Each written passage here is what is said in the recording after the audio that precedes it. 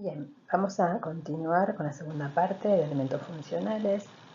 En esta ocasión vamos a ver ILSI, clasificación con ejemplos, Japón, y que es el tema del Foshu, alegaciones y las fases de investigación que se están llevando a cabo en distintos lugares. Una aclaración, esta segunda parte va a mostrar un enfoque de lo que se llama alegaciones de salud. Está un poquito más avanzado en otros países que aquí, pero bueno, vamos a continuar con él. Bien, vamos a hablar un poquito de cómo lo clasifica ILSI, que es esta entidad europea, a los elementos funcionales. Vamos a ver que desde un punto de vista práctico, un alimento funcional puede ser un alimento natural en el que uno de sus componentes ha sido mejorado mediante condiciones de cultivo.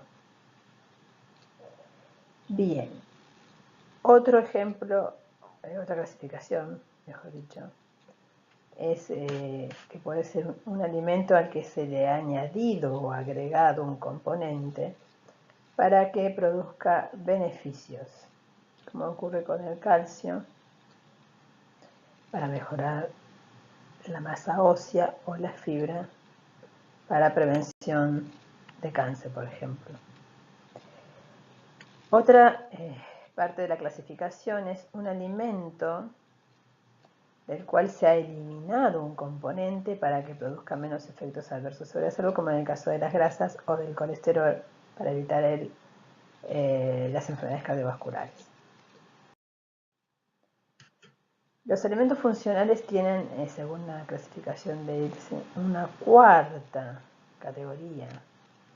Un alimento en el que la naturaleza de uno o más de sus componentes ha sido modificado para mejorar la salud, en el caso del hipoalergénico, que ustedes lo vieron en nutrición infantil, en el caso, por ejemplo, de las fórmulas hipoalergénicas para niños, donde lo que se ha sacado es la proteína tal cual, ¿sí?, de la leche de vaca o de soja, que se usaba en mucho tiempo, se usaron esas.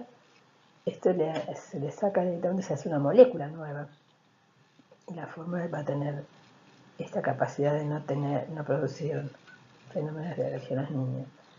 El otro es un alimento en que la biodisponibilidad de uno o más de los componentes ha sido aumentada, ¿sí?, para mejorar la absorción o asimilación. Esto ocurre, por ejemplo, con el caso de vitamina C con hierro. Nosotros tenemos en forma común la leche con hierro, que fue muy cuestionada al principio cuando salió, porque no había estudios científicos que demostraran que ese hierro se absorbía, porque ese hierro está encapsulado. Pero hoy por hoy, con el tema de nanotecnología y otros avances, como que ya no se cuestiona. Bien, y por último, cualquier combinación de todas las posibilidades anteriores, ¿sí? De cualquiera de las posibilidades anteriores, eso también es un elemento funcional. O sea, podemos observar que el elemento funcional es muy, muy amplio. Bien, ¿qué pasó con el tema de elementos funcionales en el correr del tiempo? La denominación nace en Japón, en los años 80. ¿Por qué aparece este alimento funcional o por qué se hace foco en el elemento funcional en esa época?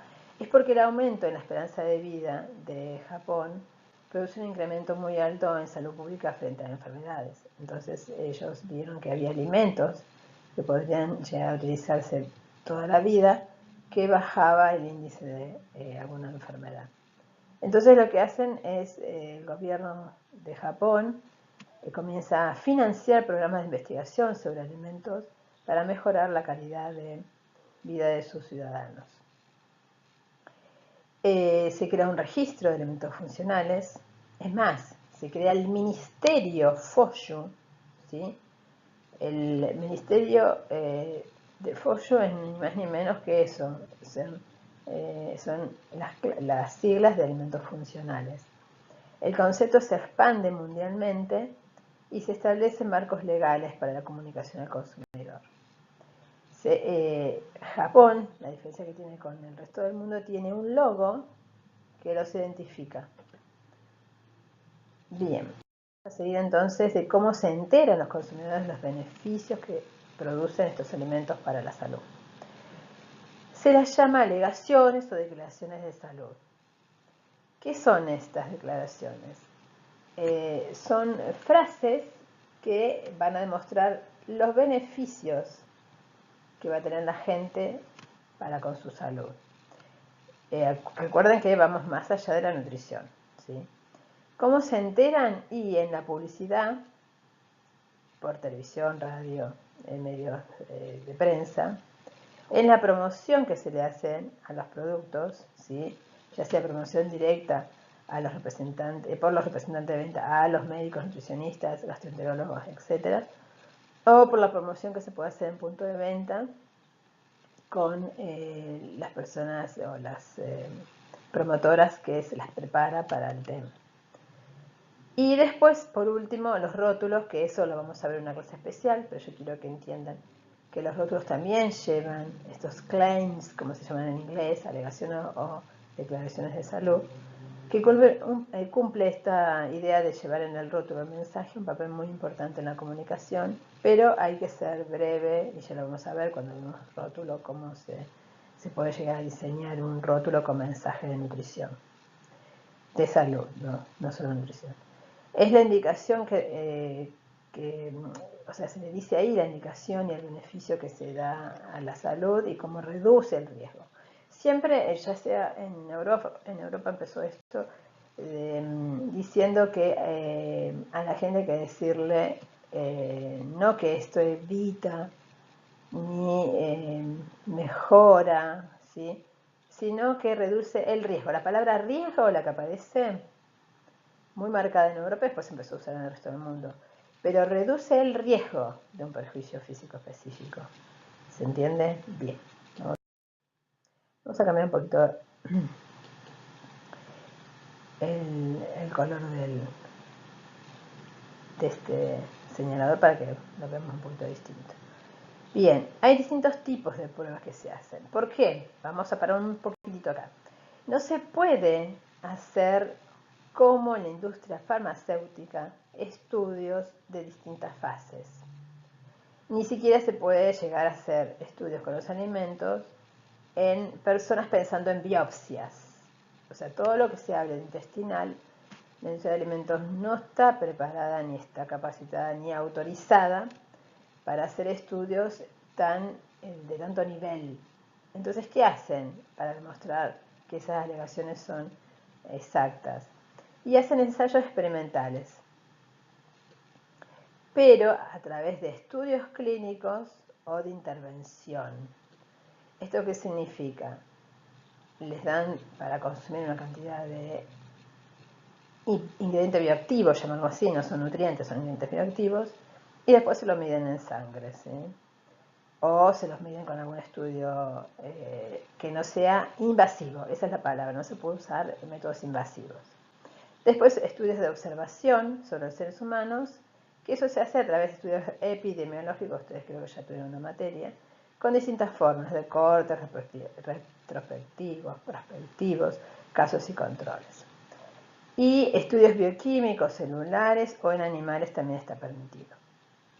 Entonces, acá lo que quede claro es que no puede haber invasión sobre la persona. Bien. Las principales áreas de investigación que se están llevando a cabo es en crecimiento y desarrollo, ¿sí? A través de ácidos grasos poliinsaturados, probióticos, oligosacáridos, glúcidos y nucleótidos. La parte de gastrointestinal, probióticos, prebióticos y simbióticos, que eso es lo que más se ha desarrollado en Argentina. Defensa contra estrés oxidativo, que eso se está viendo ahora mucho, con vitaminas antioxidantes, minerales, oligoelementos, flavonoides, polifenoides. Después, en cirugía cardiovascular también lo hemos visto, con ácidos grasos omega 3, fibra soluble, esteroles vegetales, proteínas de soja, péptidos lácteos y algún perfil de potasio y sodio.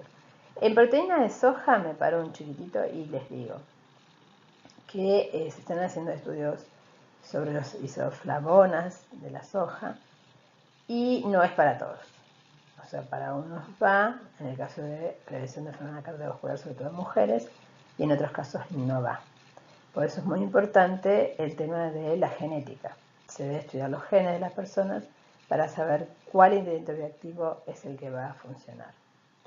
Y por último, me falta uno igual acá, pero bueno, por último vamos con el rendimiento cognitivo mental y mejora el estado físico. Aquí tenía la cafeína, la colina, aminoácidos y manejo del índice glucémico. El que está faltando acá es el del envejecimiento, ¿sí? Que en Japón se está estudiando mucho el tema del envejecimiento y sobre todo con el colágeno. Algunas preguntas y respuestas antes de terminar esta parte, la segunda parte. Yo voy a leer las preguntas, ustedes las van a pensar y después en la el último slide que presente va a haber algunas respuestas a estas preguntas. Primero, un alimento funcional puede ser un suplemento, ¿verdadero o falso? Segundo, un alimento funcional puede venir en comprimidos, ¿verdadero o falso? Un ingrediente bioactivo es un nutriente. Cuarto, los alimentos funcionales siempre tienen sustancias bioactivas.